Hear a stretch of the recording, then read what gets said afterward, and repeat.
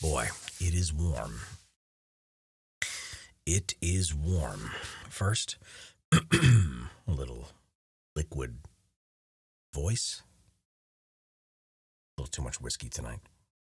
Pro tip, don't drink whiskey and then record a voiceover. It's bad for you. Makes things a little too like William Shatner. What do we got? Thaeolyn Greyborne. Elves are a strange people, it is said, recording the sufferings of the dead by marking the bodies of the living, demanding their youth cling to the past while begging their elders to tell them what lies in the future. Demanding their youth cling to the past while begging their elders to tell them what lies in the future. To foreigners, they move as one host throughout the world, yet natives know they are as divided as any other nation-state on Terminus. And of all the races, they have only deepened in their religious tradition, even as communion with their gods has remained sealed from altar and verse for nearly 1,000 years. Yes, elves are strange. Strange like you and me. Now let us consider the ongoing tale of one of the most passionate leaders of their kind, a daughter broken, a runaway redeemed, a shadow dweller who leads from the fore, a living, breathing contrast, just like her own strange people. I speak of Thaeolyn Greyborne. I speak of Thaeolyn Greyborne. I speak of Thaeolyn Greyborne, the one they call the Red Mar. Phelan is an Ember elf and commander within the Elven military force known as Daithea's Hand. She is the second of 4 children to Hossa and Thaeolyn Greyborne.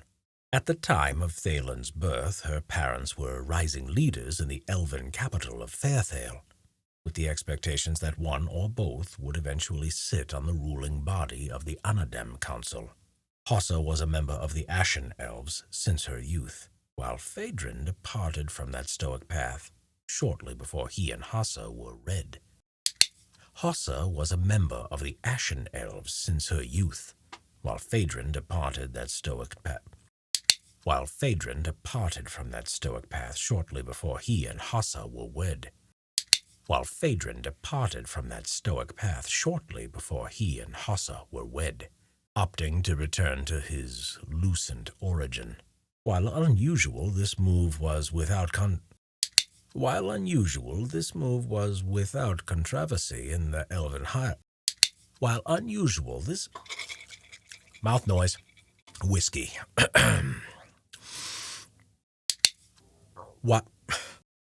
While unusual, this move was without controversy in the Elven hierarchies due to the near-universal admiration for Phaedron and Hossa. Yet none so admired Phaedron as his daughter, and much of Thaeolyn's youth was spent chasing the folds of his cloak. As he swiftly passed through the halls of the mountain city. Such a common sight was the daughter of Grayborn at her father's side that she was often referred to as Phelan, a playful nod to her studious but childlike attempts at imitation. Sadly, the 12th year of Thaeolyn's life saw the death of her beloved father.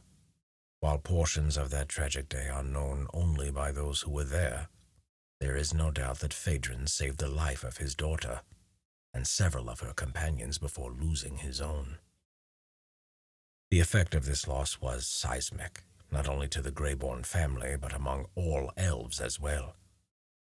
Yet it was Thaeolyn who grieved the hardest, helped not at all by Hossa's strict emotional composure.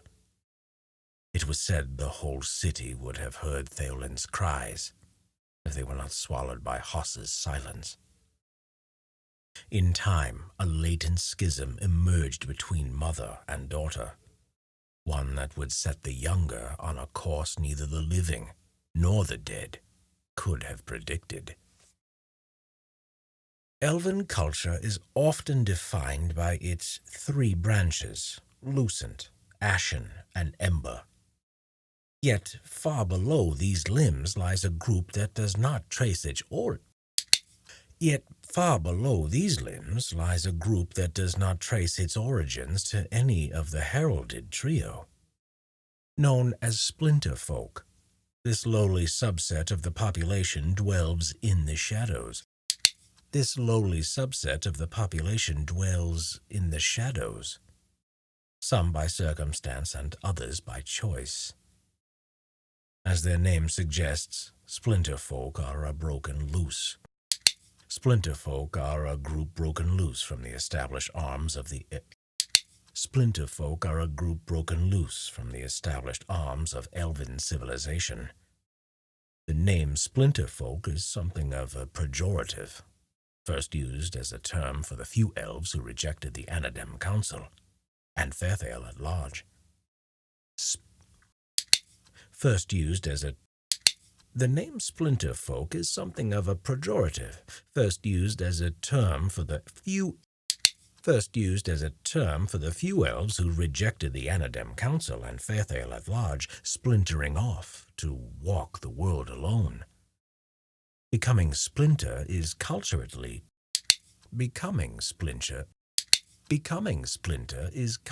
taboo, with a motivation that is fundamentally difficult to grasp by the rest of their brethren.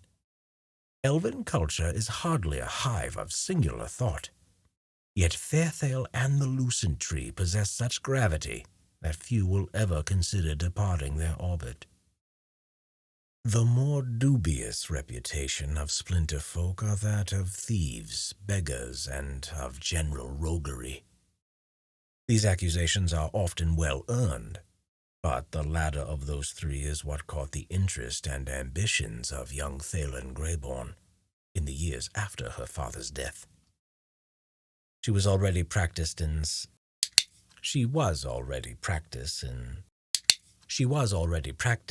some of the basic arts of a rogue as a youth, and Phaedron was not discouraging of her interest or talents. Instead, he chose to push his daughter to redeem the often duplicitous role of hiding in the shadows. Fossa, however, was not so enthusiastic, and this is perhaps where the delicate sprain in their relationship began. Among the splinter folk, Thaeolyn found a kin of a very different sort, and in time a reputation born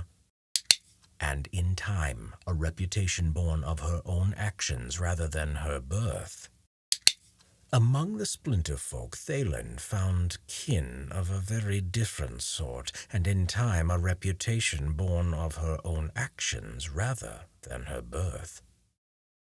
Before long, it was common for the daughter of pristine elven heritage to leave the city for months at a time, seeking caravans of wandering merchants or the coin of war-making mercenaries.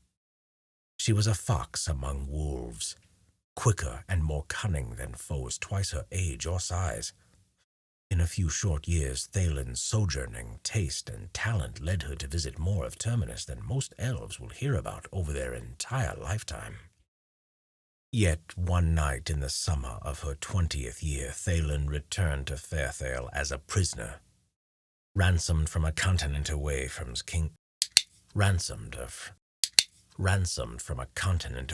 Kingsreach, captured while assisting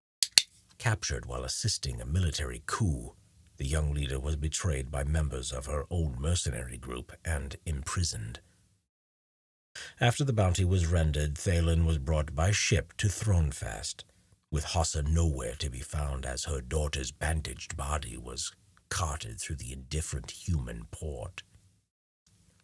Thaeolyn was brought to Fairthale on the edge of death, sick with fever and infection, her skin and face. Thaeolyn was brought to Fairthale on the edge of death, sick with fever and infection, her skin and face scarred from battle and worse. Beneath the bandages, it was revealed that her captor had gone so far as to remove a portion of her ear. During the half-year fight for recovery, Phelan beheld the city and valley of Fairthale with fresh eyes. The prismatic waterfalls, soaring mountains, and radiant Lucent Tree seemed to treat her as their long-lost friend. Thaeolyn felt alive for the first time since Phaedron's death. It is said this love healed her more than any art or medicine. And as autumn spread from the gilded leaves of Redgrove to the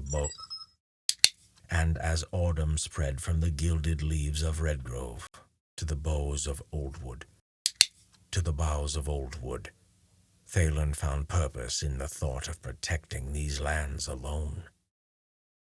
The path of splinters was forsaken, like a snake shedding its skin. Like a tree replanted by peaceful waters, Thaelin's interest in the Ember Elves grew in kind. She pledged as an Ember before she was healthy enough to walk, crawling from one night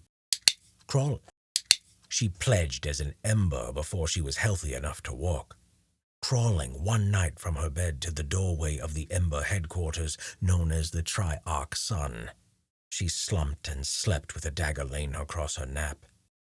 She slumped and slept with a dagger laying across her lap until morning, when the door was opened by a stammering scribe. There she spent the last months of her recovery on the Triarch Sun's cold stone floor, sleeping, studying, and struggling to walk, in an awkward but constant rhythm. Over the next 5 years,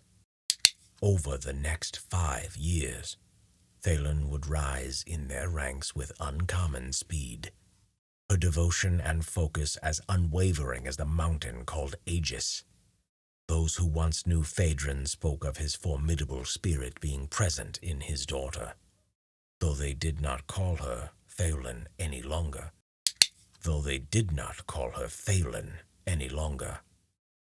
And all of this while Hassa ascended in the Ashen Quarter, her reputation for discernment and imperturbability second to none, even with a group known for its dogmatic adherence to poise of mind.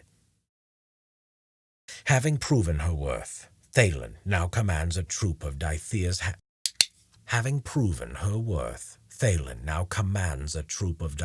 hand, defending the White Gate, a pass in the Rhone border. She is a fierce and loyal commander, changing course from that of a rogue to a front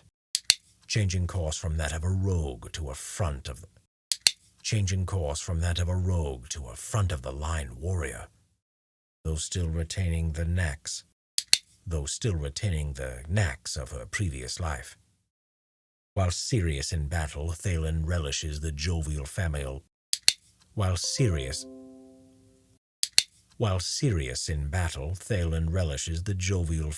life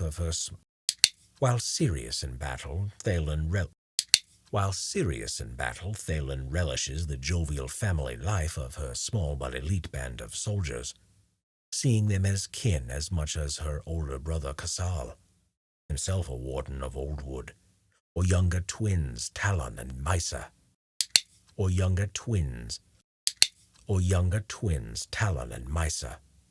and while there will never be another Phaedron in her life, he is the heartbeat of her service to their people. Much is left to be written about the life of Thaeolyn Greyborne. For now it should be said that the Red Mar's dedication to the Elves have earned her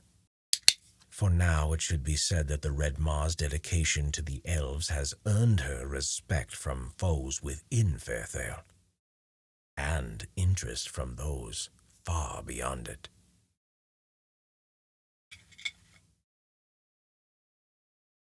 That's it. That's what we got. Cheers.